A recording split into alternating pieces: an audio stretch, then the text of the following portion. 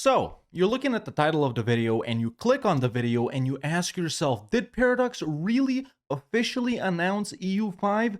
Well, officially, no, but speculatively, or whatever you want to call it, yes, I think so. As you all know, yesterday there was a new development diary for EU4 1.37 or whatever, and as you guys saw, as I'm sure many of you guys saw, it focuses on developing various regions around the world, around the EU4 map. We got South and Central America, we got Central Europe, Central Asia, and it's sort of touching on the regions that really haven't been touched on in any of the latest updates. And as always, people are speculating that, oh, is this Holy Fury? Is this the last update of EU4? And honestly, with the regions that this update is touching on, man, I think so. I wasn't going to make a video about that or whatever, but let's mention it right here. So with that dev diary seeming like this could be the last DLC for EU4 and what I'm about to show you now, I think we can pretty much say EU5 confirmed. Now, as you can see here, only 57 minutes ago, Johan, which as you all know is the mastermind behind the EU4 franchise and various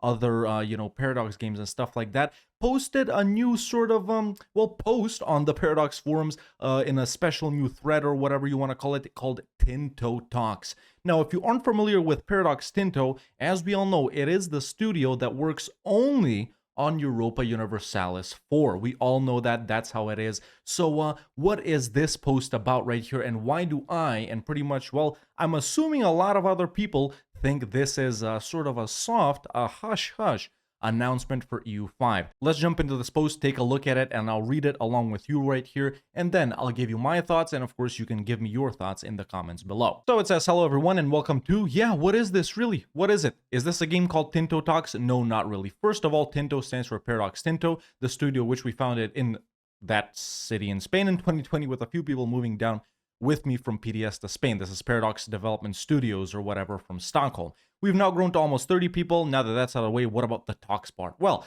a long time ago, we started talking about a game as soon as we started working on it. Back in the long, almost forgotten past, we used to make games in about 8-9 months. I know, and Grand Theft Autos used to come out every year, but they don't anymore, do they? Yeah, oh well. I remember us announcing Vicky 2 with just 2 mock-up screens and half a page of ideas. This changed over time. And over here he talks about, this changed a bit over time with the first rule of not announcing the game until it's past alpha milestone in case it will be cancelled, as it happened with Rune Master. And then when projects started going from an 18-month dev cycle to games like U4 taking many years, the time from announcement to release became much closer to release of the game. Why does this matter? Well, from a development perspective, communicating with the players is extremely beneficial. I agree, of course, and that's, the case with a lot of newish releases and new games coming out. The community is much more involved with what the developers are doing and stuff like that, as it provides us with feedback. Yes, of course, but if it's so late in the development process that you can't adapt to the feedback, then a dev diary is just a marketing tool, which I also agree with, honestly. I think games like Imperator, rest in peace, although shout out Lathe, might have looked different if we had involved the community earlier and listened to feedback. Now he talks about some Hoi 4 stuff over here, and he gets to the point of this post. So what's this then? Well, we'll call this subforum Tinto Talks, where we'll be talking about design aspects of the game we are working on. What game could they be working on? What game could the studio solely dedicated to Europa Universalis be working on? I don't know, you tell me. Well, we'll not tell you which game it is, I know, nor be able to tell you when it'll be announced, nor when it will be released. Now, let me jump into something right here before we continue and before you hear my speculation. I haven't been told anything by Paradox officially, like, yo, Hawk, we're working on EU5. Why don't you, tell us some things that you like about the game, some feedback and stuff like that that we could put in. I have heard nothing like that, nor unofficially, like, I don't know, some dev texting me and being, yo, we're working on EU5, Hawk, you should know, blah, blah, blah. I have heard nothing. In no capacity. So everything you hear from me is just speculation. But let's move on. We'll be talking with you here almost every week because we need your input to be able to shape this game into a masterpiece. Yes, without you and your input, that will not be possible. So what about Project Caesar then? We can assume this is called Project Caesar. Project Caesar, yeah, at PDS, which Tinto is a child of, we tend to use Roman Emperor leader names for our games, and this is all the, games that were named after Roman emperors. And then Johan gets to this. In Q2 of 2020, that's second quarter 2020, I started writing code on a new game, prototyping new systems that I wanted to try out. Now, are any of these systems stuff that was introduced in Leviathan, or the branching missions, or the government reforms, or something like that? I don't know, Johan, we'll get to there, but adapting the lessons, learn from what we had worked well and what had not worked well. Plus, recruiting for a completely new studio in Paradox Tinto, training people on how to make these types of games, while also making some expansions for U4. Now, we can, and I have mentioned this quite a few times in previous videos like this, where we sort of feel like the latest EU4 DLCs, after, Leviathan, and after that, like, they were sort of tester mechanic DLCs for stuff that could or couldn't be in EU5, and, what sort of direction EU5 could take with the branching mission trees, and with, I think, maybe every country having a unique government type or something like that. So, I don't know, we'll get to that later. But today, even though we're a fair bit away from announcing our new game, we want to start talking weekly about the things we have worked on to get your feedback, and even adapt some of it to make it better. However, we'll start with the vision, which is not really something you do change at this stage. So, this is their vision: believable world. You should be able to play the game and feel like you're in a world that makes sense, feels rich and realistic. While not making the gaming less accessible, features should be believable and plausible and avoid abstraction unless necessary. Now, the first thing I think about when I read these things right here is obviously something that I've talked about and I've heard Johan say live: no mana. Unfortunately, for me, I know a lot of people don't like mana. I love it, but this is sort of, I think, talking about like mana, like admin points, diplo points, mill points, like that stuff shouldn't be in the game if it's not believable or plausible, since it's abstract. Probably like development as well in U4, right? I do like dev too, by the way, and stuff like that. So, this is maybe pertaining to sort of keeping it more grounded. At least that's how I perceive it, right? Then, setting immersion. Our games thrive on player imagination and what-if scenarios. We ensure both a high degree of faithfulness to the setting, which will give a special feel to the game. We will strive to give this game the most in-depth feeling of flavor possible. Once again, this brings me back to the mission trees that have been introduced in some of the latest updates, especially like the Teuton and the Livonian mission trees, branching ones, unlocking different missions depending on what you decide to do with the nation that you're playing. For example, France even gets different sets of national ideas. So, you choose to go, I don't know, colonizing as France, boom, new mission tree. You choose to focus on Europe only, boom, new mission tree. You choose to go revolutionary, boom, new mission tree. You get the point. Sort of like the Teutonic and the Livonian ones we have right now. And then replayability. There should be many ways to play different starts. Now, this is interesting. Different starts, different starting dates? No, I don't think so. And reasons to replay them. Different mechanics and different parts of the world create a unique experience depending on what you choose to play as. With a deep and complex game, there should be so many choices and paths that the player should feel they can always come back to get a new story with the game start. And yeah, of course, but I feel like this is the case even in U4 right now.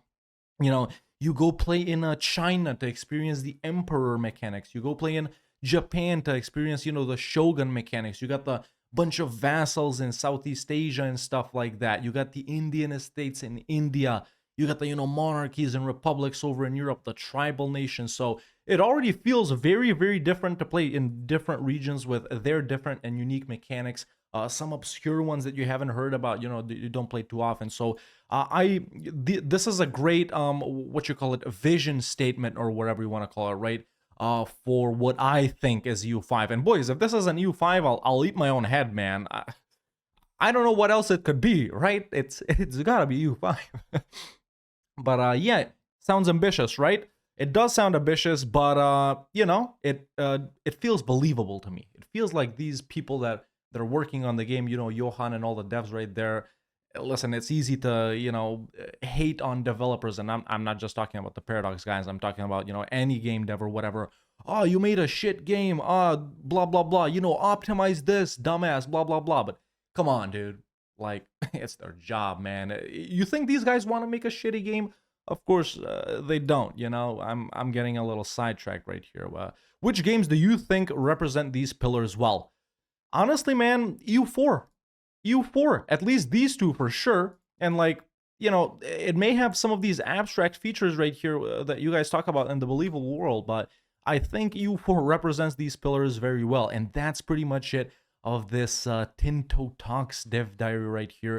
And then Johan at the end says, cheers, and next week we'll talk about the most important thing in the world besides family, beer, friends, and the Dark Lord of the Dark MPs, maps. Okay, so yeah, maps. Let's hope it's not the zoom in from political to geographic map, but yeah, that's all I have to say about this Tinto Talks dev diary that we've had so far. So what do you guys think in the comments, man? Do you guys think this is EU5? I think it's gotta be, right? It has to be, man. Look at this art right here. It looks straight out of an EU4 loading screen, or what you call it, or the terrain artwork when you open up the provinces or whatnot, or maybe like a great project background or something like that.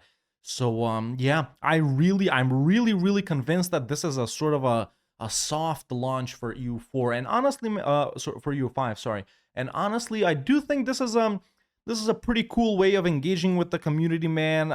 You know, these Tinto Talks secretive ones, I'm assuming, will continue up to the point where EU5 is actually announced. When do I think that could be? If there's a PDXCon this year, which is usually in like September, I think that's the earliest EU5 could be announced, if this is EU5 once again. Latest, I think next year, September. So I'm giving it like, how many months we got till September? Like March, April, May, June, July, August. So 5 to 17 months is when I think EU5 will be announced. But yeah, man, I do think this is a pretty cool way of engaging the community. You know, I like this artwork a lot too, if I'm being honest. But yeah, you know, maybe in these types of posts, they'll reveal maybe what the game looks like or anything like that. You know, they said they can't tell us when it's coming out, when it's being announced or anything like that. But maybe they can show like a screenshot of I don't know, of a map mode and be like, yo, what do you guys think of this map mode, right? If it's the zoom in from political to terrain, I'll say I don't like it. But maybe they'll show, you know, maybe they'll say we're working on this type of mechanic where you do this, and that. Do you guys think this is realistic? Do you think it represents this well? Do you think it sucks? You know, getting feedback like that. And obviously, if they're gonna be asking that stuff, it's stuff that can be easily changed. Like, you know, it says right here, you can't change the vision. But I guess you could change a lot of other things. So I think maybe we can expect to see some things like that, like opinions are the players' opinions on mechanics, opinions on how something looks like, opinion on how something should work like, should look like. Maybe, you know, we'll get an opinion on, maybe we'll get a poll going in the comments below on pops. I'm personally opposed, once again. But yeah, what maybe features from Imperator or something like that, the latest similar-ish game to EU4 should be implemented. What do we want to be more complex? I'm sure some players will say dynasties or something like that, or population. Maybe they'll ask us, what do we want to be more simple? You know, like coring provinces, I don't know. Maybe cultures, maybe we want them to be more simple. Maybe we want them to be more complex. Maybe, you know, we want armies to be more simple in a sense that we can assign them to the AI instead of micromanaging them. Maybe we can make them more complex instead of just clicking on a new unit whenever you get a new tech type, you know, and stuff like that. So very exciting, man. Very exciting what I'm reading here, as long as it's for EU5, right? Even if it's not for EU5, I'll keep up with these things. But let's take a look at the responses, man, over here in the comments, if there are any. Let's see. Okay, so here's a response. So we'll be having sort of, but not really, dev diaries about a game. You won't tell us what it is, and you want our input. This is going to feel like playing Guess Who, but for a game.